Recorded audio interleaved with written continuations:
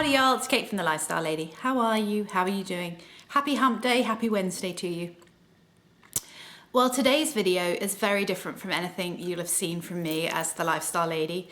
And generally my channel is very lifestyle specific. But today, with it being International Women's Day, I wanted to share with you some of my thoughts about it. I have a coffee in my hand. And it's more of a musings and thoughts and feelings about International Women's Day. And I hope you enjoy it.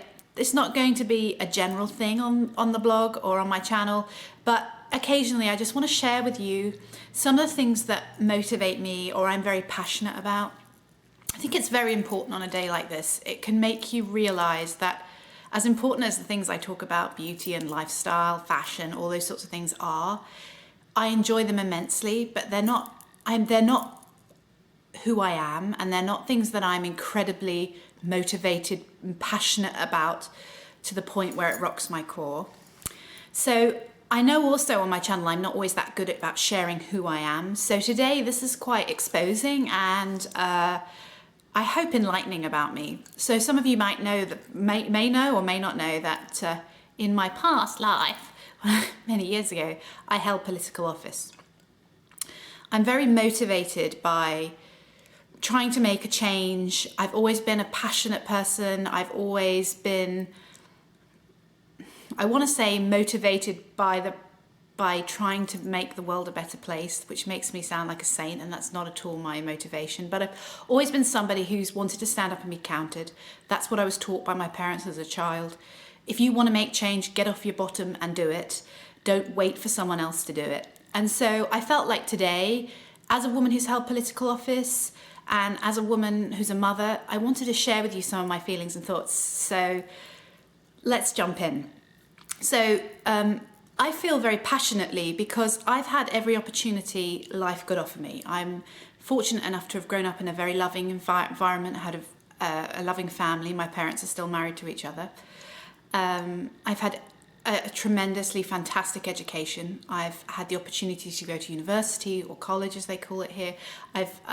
I've had a fantastic education, and the opportunities that have come through that have been amazing and first class, and I know how fortunate I am.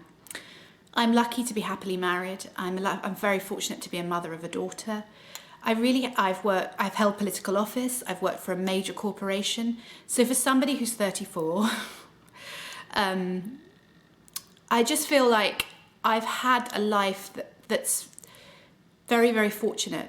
And I also feel like with great fortune comes fortune and opportunity comes responsibility. And as a mother, even with my 3-year-old little Elle, it's very important that a message that I'm passionate about is that the opportunities that she is having, there is a responsibility with them. Mainly because there are so many girls and women in the world who are not as fortunate. You know, we hear terms like the postcode lottery, birth monopoly, and it's so true. And ultimately you can't alter where you're born and who you're born to. It is a lottery, it is a monopoly. But I do think on a day like International Day, it's important, International Women's Day, it's important to think about what can I do in my life to try and make life for women and girls in my environment, in my life, in my kind of spectrum of life and beyond better. Now, I don't want this to sound like I'm coming from some moral crusade in terms of being perfect. I'm not, I'm far from it. But I was kind of disappointed this morning when I turned on the television or I was reading in the press about feminists. And if you watched one of my videos about 100 questions no one asks tag, I very, very briefly touched on feminism. My view on feminism, I don't know if it's different from everybody else's. I don't know if it's the textbook answer. But for me, the feminism is about the right to choice.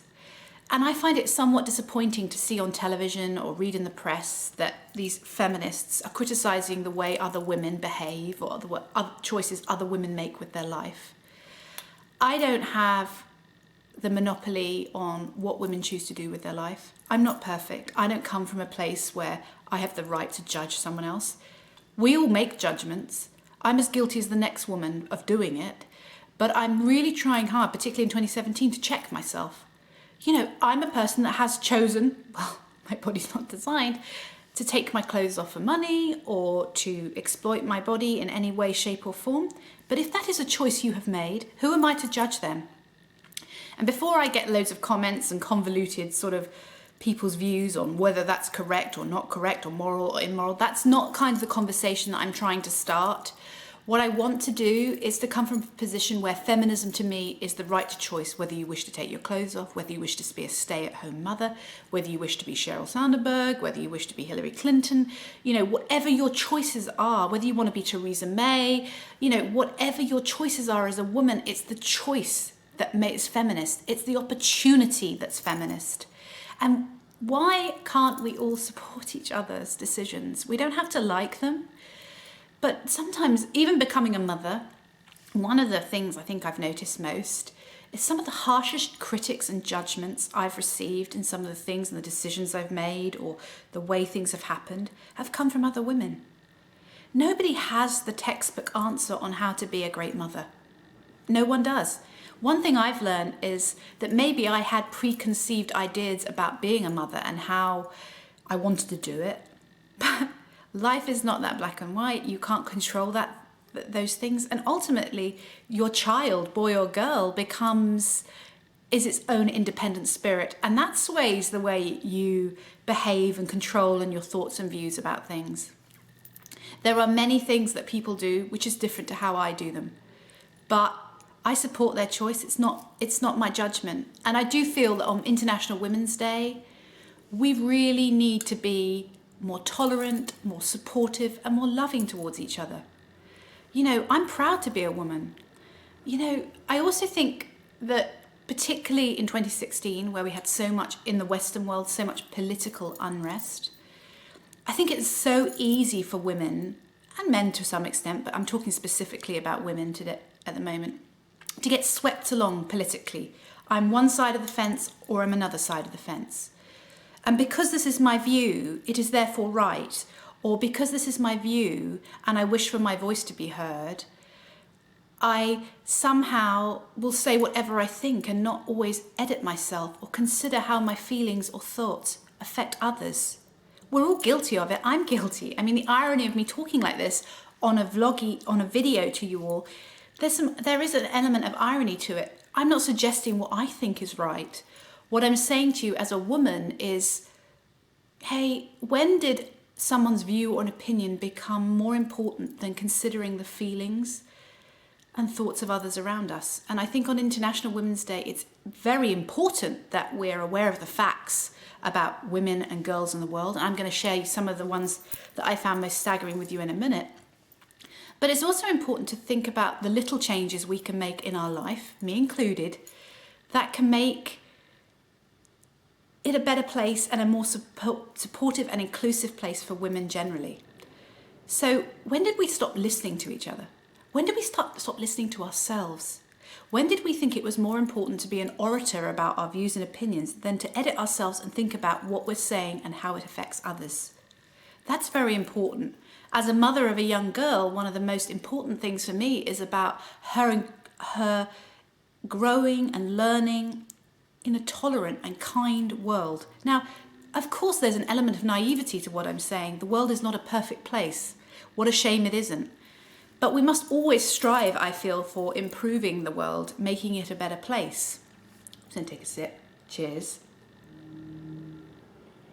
The opportunity of education is so important. And I wanted to share with you that half of the girls aged 15 to 19 worldwide, which is 126 million, think it's okay for their husbands to sometimes hit or beat them. #fail. 1 in 4 young women alive today have been married in childhood. Now that's an improvement on 10-20 years ago when it was 1 in 3, but still a quarter of women alive today are married in childhood. Another buzz point for me, female genital mutilation. It's a third lower than 30 years ago, but it still affects 125 million women worldwide. It is a taboo subject. No one wants to think about it. It's repulsive. It is disgusting. And but it is something that affects our sex. So if you don't know what I'm talking about, please be brave today and Google it. Let's talk about something that even affects women in the Western world. Employed women. Women in full-time employment earn 77% of their male counterparts. Hashtag fail. That's absurd. Something I'm incredibly passionate about. 62 million girls worldwide are not entitled to an education. They have no form of reading, writing, literacy, no exposure to anything. For me, education is a right and not a privilege. And I hope I live long enough to see a world where we can reduce that number significantly. Because to me, education is the one tool and opportunity that I can give my child to go forth and do whatever, to give her the wings to fly. Education is so important.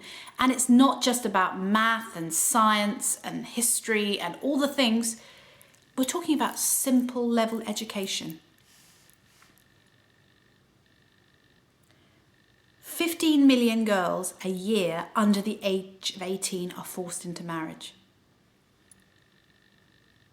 Another subject no one likes to talk about, human trafficking.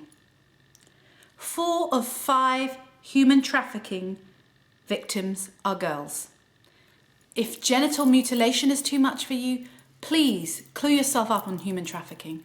It is horrific. So in conclusion, I hope you haven't found this too preachy. That's not at all my intention. I just wanted to share with you some of the things that really motivate me. I'm incredibly passionate about women's affairs and the rights of women, particularly girl education. I think if I went back into politics, female advocacy, girls' education would be top of my hit list.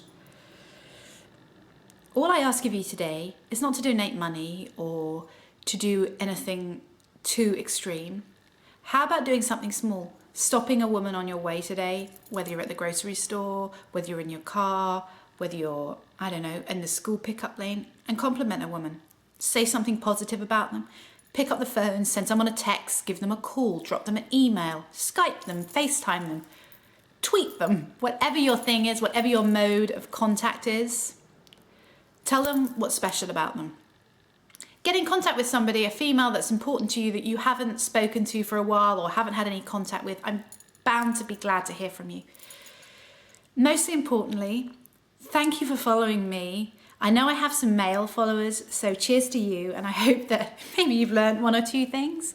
To my majority of women followers, I hope you haven't found this too preachy. That's not at all my intention. I just wanted to share with you some of the things that I find motivating. And of course, what I do in talking about beauty and lifestyle, it's in line with International Women's Day. What's wrong with a woman taking pride in her appearance and taking care of herself? I think it's fantastic. I celebrate women in all forms, and so should we. And particularly today, we should do that. So thank you for your support. Thank you for following me. I hope you enjoy this video. If you do, please give me please give me a thumbs up. If you're new to my channel and you're on YouTube, please do subscribe. If you're new to my blog and you found me, please do follow me. I really appreciate you. We're a really strong, positive vibe of people, and I'm really, really grateful for you. So to all of you, happy International Women's Day.